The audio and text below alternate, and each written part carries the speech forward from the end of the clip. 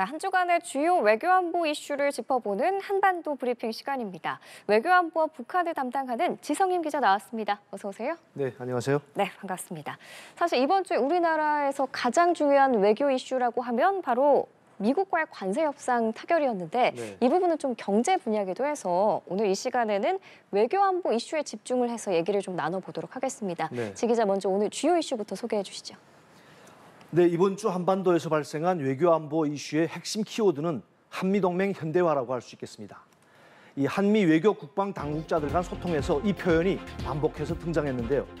그럼 한미동맹 현대화의 의미가 뭐냐? 이 얘기는 주요 이슈를 먼저 소개해드리고 말씀드릴까 합니다.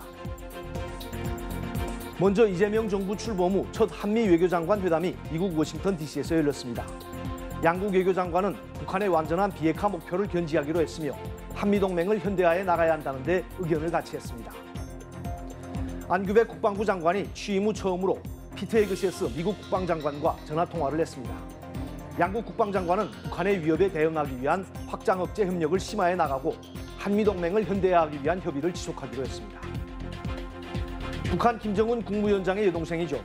김여정 노동당 부부장이 월요일과 화요일에 잇따라 대남 담화와 대미 담화를 발표했습니다. 이재명 정부 출범 후 처음 나온 북한의 공식적인 대남 입장인데요. 한국과 마주 앉을 일도 논의할 문제도 없다고 밝혔습니다. 김여정 부부장은 대남 담화에서 이재명 대통령도 전임자들과 다를 바 없다고 비난하며 한미 합동 군사 연습을 거론했는데요. 이에 정동영 통일부 장관이 대북 유학하도록 한미연합 훈련을 조정하자는 제안을 내놨고 정부는 이 문제를 실무적으로 논의 중입니다. 네. 그럼 먼저 한미 외교장관 회담에 대해서 얘기부터 나눠보겠습니다. 조현 외교부 장관이 취임 후 처음으로 미국을 방문해서 마코 루비오 국무장관을 만났는데 여기서 어떤 합의가 이루어졌나요? 네, 우선 한미 외교장관은 양국 관세 협상 타결을 축하하고 또 한미 정상회담 일정 등 세부 사항을 긴밀히 조율해 나가기로 했습니다. 또한 양측은 굳건한 연합방위 태세를 유지하는 가운데 북한의 완전한 비핵화 목표를 확고히 견지하기로 했습니다. 우리 외교부의 발표문을 보면 양측은 지역 정세에 대해서도 논의했다며 인태 지역의 평화와 안정을 위한 양국 간 협력을 증진해 나가기로 했다고만 명시했습니다. 하지만 미 국무부 발표에는 우리 외교부 발표문에는 없는 내용들이 있었습니다.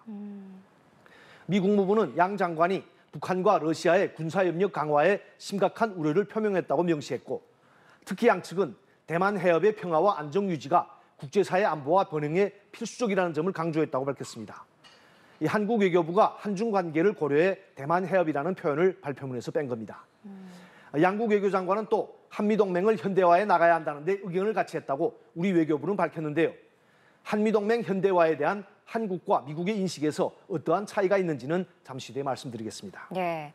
그리고 안규백 국방부 장관이 취임 후 처음으로 피트 헤그세스 미 국방장관과 통화를 했습니다. 우리 시간으로 지난 목요일 새벽이었죠.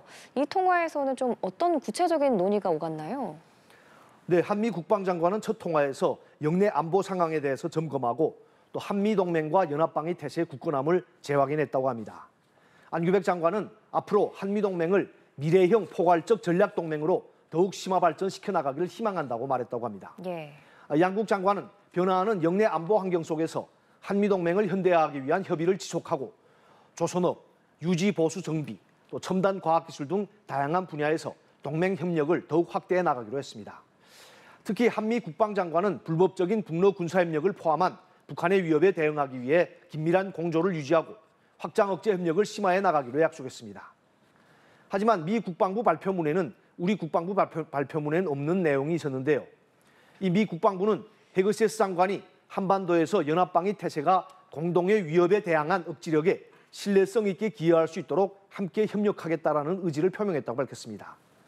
이 어느 국가를 특정하진 않았지만 대중국 억지력 강화를 강조해온 트럼프 행정부의 안보 기조에 비춰볼 때 공동의 위협 언급은 중국도 염두에 둔 것으로 보입니다. 네, 우리 입장에서는 동맹국인 미국도 신경 써야 하고 인접국인 중국의 눈치도 안 볼 수가 없을 것 같은데 앞서 한미 외교장관 회담 그리고 한미 국방장관 통화에서 한미 동맹 현대화가 논의가 됐잖아요. 네. 이게 미국의 대중국 견제 전략과 뭐 연관이 있다라는 관측인데 이 구체적으로 어떤 내용인가요? 네, 앞에서도 말씀드렸다시피 이번 주에 이뤄진 한미 외교장관 회담과 또 한미 국방장관 간 통화에서 우리 측 발표문에는 한미동맹 현대화라는 표현이 거듭해서 명시되어 있었습니다. 예. 먼저 외교부는 한미 외교장관이 동맹을 더욱 강화하고 전략적 중요성도 한층 높이는 방향으로 동맹을 현대화해 나가자는 데 의견을 같이 했다 이렇게 밝혔습니다. 예. 또 국방부는 한미 국방장관이 통화해서 변화하는 영내 안보 환경 속에서 한미동맹을 상호 호혜적으로 현대화하기 위한 협의를 지속하기로 했다 이렇게 전했습니다. 우리 정부도 현재 한미 간 현안이 한미동맹 현대화라고 확인했는데요. 외교부 대변인의 관련 발언을 한번 들어보시겠습니다.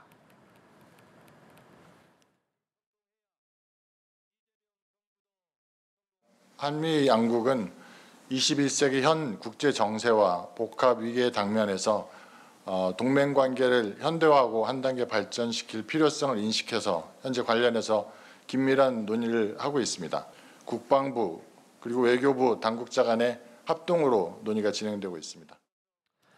네, 사실 이 한미동맹 현대화라는 표현은 미국 측의 입장을 반영한 개념입니다. 최근 한미 외교안보당국 간 고위 협의에서 한미동맹 현대화라는 표현이 자주 등장하는데 이 표현은 늘 영내 안보 환경 변화라는 문구와 함께 등장합니다.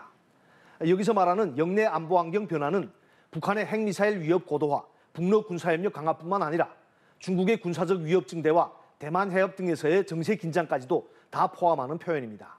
이 한중 관계를 고려해 한미 당국 모두 중국이라고 직접 언급하지 않을 뿐이죠. 특히 우리 정부는 한미동맹 현대화가 중국과 관련이 없다는 입장인데요. 외교부 설명 한번 들어보시겠습니다.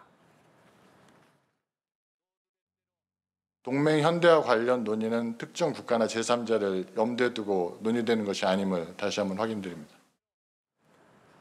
네, 반면 우리 정부는 한미동맹의 발전 방향에 대해 미국과는 좀 다른 입장을 가지고 있습니다. 앞서 안규백 국방장관이 미국 국방장관과의 통화에서 미래형 포괄적 전략동맹을 언급했는데요.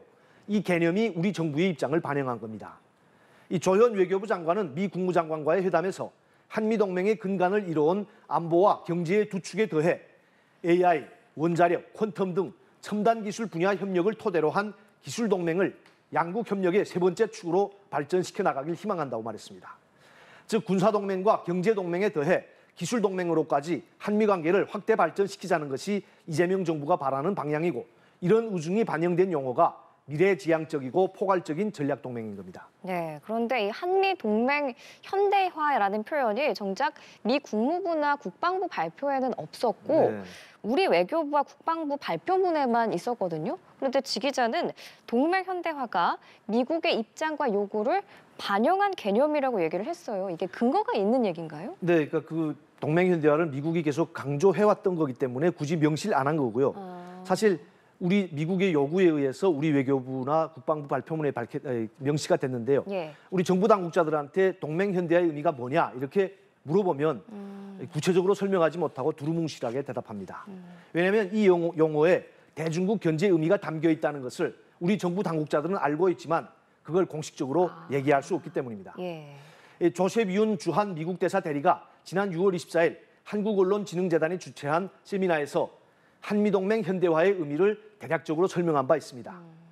윤 대사 대리는 트럼프 정부가 한국 정부에 바라는 것은 한미동맹을 좀 모더나이즈해서 즉 현대화해서 새로운 전략적 도전이나 영내 안보 환경 변화와 같은 이슈를 같이 얘기하자는 것이다 이렇게 밝혔습니다.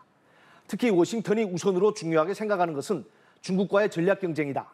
그래서 미국은 한국과 중국 문제에 관해서도 얘기를 같이 하고 싶어한다 이런 취지로 말했습니다. 이 미국 정부를 대표하는 조셉 윤 대사 대리의 이 같은 발언은 결국 한미동맹 현대화의 의미가 뭐냐 알 수 있습니다. 미국이 요구하는 동맹 현대화는 결국 한반도 외에 미국이 남중국해나 동중국해 등 인도태평양 일대에서 관여하는 여타의 분쟁에 동맹국인 한국도 역할을 해달라 이런 주문으로 풀이됩니다. 만약에 대만 문제로 미국과 중국이 무력 충돌이 일어난다면 그때 한국이 한미 상호방위조약에 근거해 미국 편에 서서 싸워달라 뭐 이러한 요구라고도 볼 수 있겠습니다. 따라서 한미동맹 현대화는 결국은 한국의 방위비 인상, 주한미군 역할 재조정, 전략적 유연성 확대 등의 논의로 이어질 수밖에 없습니다. 실제로 정부 고위 관계자는 최근 기자들과 만나 주한미군의 역할과 성격은 여러 가지 요인 때문에 변화가 있을 수 있다. 그러면서 변화 요인으로 국제정세 변화와 중국의 전략적 역할 확대 등을 거론했습니다. 지금 보시는 내용은 지난달 11일 외교부가 영문으로 발표한 건데요. 이 서울에서 미국과 국장급 협의를 개최했다는 내용입니다. 이 협의의 핵심 의제는 한미동맹의 성격을 어떻게 규정하냐는 것이었는데 이 발표문에는 한국 정부의 입장과 미국의 입장이 동시에 들어가 있습니다. 이 보시는 문장에서 Future Oriented Comprehensive Strategic Alliance, 즉 미래지향적인 포괄적 전략 동맹으로 강화하자. 이것은 한국의 입장이고요. 이 Modernized Alliance, 즉 한미동맹 현대화 이런 표현은 미국의 입장을 반영한 겁니다. 특히 이 합의문에 있는 상호 이익이 되는 방식으로라는 표현은 한국만 한미동맹을 통해서 이익을 취하지 말고 미국의 이익을 위해서도 한국이 역할을 해라 이런 주문이라고 풀이됩니다. 이 한미 국장급 협의에서 정리됐던 한미동맹의 현대화, 이번 주 한미 외교장관 회담과 한미 국방장관 전화통화에서 또다시 거론됐습니다. 이달 중에 한미 정상회담이 열릴 예정인데요. 한미 정상회담 공동 발표문에도 한미동맹 현대화라는 표현이 담길 것으로 보입니다. 예, 알겠습니다. 그리고 북한 소식도 빼놓을 수가 없겠죠. 이번 주 북한 김여정 노동당 부부장이 연이틀 대남담화 그리고 대미담화를 내놨거든요. 네. 어떤 내용이었나요? 네, 김여정 부부장은 지난 월요일 대남담화를 발표했는데요. 이재명 정부 출범 이후 남쪽을 향해 내놓은 첫 공식 메시지입니다. 김 부부장은 남북관계를 조선과 한국을 붙여넣은 조한관계라고 부르며 이재명 대통령에 대해 한미동맹에 대한 맹신과 우리와의 대결 기도는 선임자와 조금도 다를 바 없다 이렇게 비난했습니다. 그러면서 서울에서 어떤 정책이 수립되고 어떤 제안이 나오든 흥미가 없으며 한국과 마주 앉을 일도 논의할 문제도 없다고 단언했습니다. 이 다음 날인 화요일에는 연달아 대미담화를 발표했는데요. 김정은 국무위원장과 트럼프 미국 대통령의 개인적 관계가 나쁘지 않다는 사실을 부정하고 싶지는 않다 이렇게 전제를 깔았습니다. 그러면서 북미 정상이 관계가 좋더라도 이 미국이 북한의 비핵화를 목적으로 대화하려 한다면 그것은 상대방에 대한 우롱이라고 주장했습니다. 이어 자신들의 핵보유국 지위를 부정하려는 그 어떤 시도도 배격될 것이라며 미국은 새로운 사고를 바탕으로 다른 접촉 출로를 모색해보는 것이 좋을 것이라고 강조했습니다. 이제 요약하자면 북한은 이재명 정부를 향해서는 아직은 당신들과 마주 앉아 얘기할 때는 아니다 이렇게 선을 그었고 트럼프 행정부를 향해서는 북한이 소위 핵보유국 지위를 인정해 줄 때만 대화하겠다는 자신들의 조건을 제시한 것으로 풀이됩니다. 그동안 북한은 한미와는 담을 쌓고 러시아와의 관계 밀착에만 이제 올인해왔습니다. 예. 이 수천 명의 젊은이들을 우크라이나 전장에 보내 이들의 피를 담보로 러시아와 군사동맹 관계를 공고히 했고 경제, 문화, 교통 등 다양한 분야에서 밀접한 협력을 달성했습니다. 이처럼 러시아와의 관계를 단단히 구축한 상황에서 이젠 한국과 미국으로 눈길을 돌리려는 게 아니냐 이런 관측이 제기됩니다. 물론 북한은 당장 한미와 대화를 하려 하거나 먼저 액션을 취하지는 않을 겁니다. 다만 한국과 미국이 자신들과의 대화에 얼마나 진심인지 떠보려는 그러한 의도는 있지 않나는 거죠. 소위 간복이나 낚시에서 말하는 미끼를 던지는 정도라고 해도 과거의 북한 행태에 비하면 긍정적이다 이렇게 평가할 수 있겠습니다. 그러면은 정부도 이 김여정 부부장의 담화에 대해서 좀 긍정적인 신호로 해석하고 있는지 궁금해요. 네. 그 정부의 공식 입장 발표가 됐죠? 네, 김여정 부부장의 담화에 대해서 이재명 대통령도 언급을 했고 통일부도 공식 입장을 밝혔습니다. 예. 그래서 대통령실은 이번 담화에 대해 굉장히 이례적이라며 정부는 김여정 담화에 대해서 굉장히 유의하고 주목하고 있다 이렇게 밝혔습니다. 이와 관련한 대통령실 대변인의 발언을 직접 들어보시겠습니다.